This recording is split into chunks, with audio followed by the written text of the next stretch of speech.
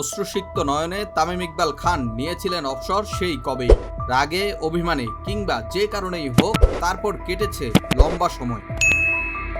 অবসর ভাঙলেও মাঠের ক্রিকেটে ফিরেননি মিস্টার তামিম।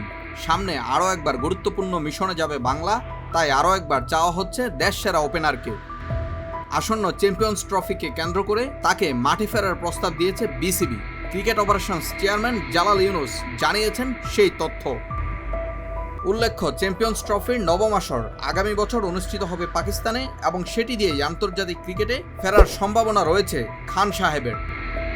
অন্যদিকে তামিম ইকবাল খান ন্যাশনাল টিমের হয়ে শেষবার মাঠে নেমেছিলেন 2023-এর সেপ্টেম্বরে। যে বিশ্বকাপ নিয়ে তামিম ইকবাল খানের ছিল নানা রকম জল্পনা, নানা রকম কল্পনা যখন তিনি ছিলেন বাংলাদেশের কাপ্তান। কিন্তু সময় বদলে গিয়ে 2023 বিশ্বকাপের ঠিক পূর্ব মুহূর্তে তামিম ইকবাল খানকে সরিয়ে অধিনায়ক করা হয় সাকিব আল হাসানকে। সাকিব এবং তামিম ক্ল্যাশকে কেন্দ্র করে ওই সময় তাৎক্ষণিকভাবে দিয়েছিলেন অবসরের ঘোষণা, যদিও পরবর্তীতে তা উঠিয়ে নিয়েছিলেন তামিম ইকবাল খান।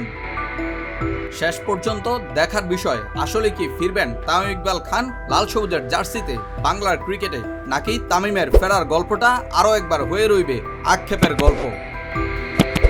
নীরব, স্পোর্টস সোলু।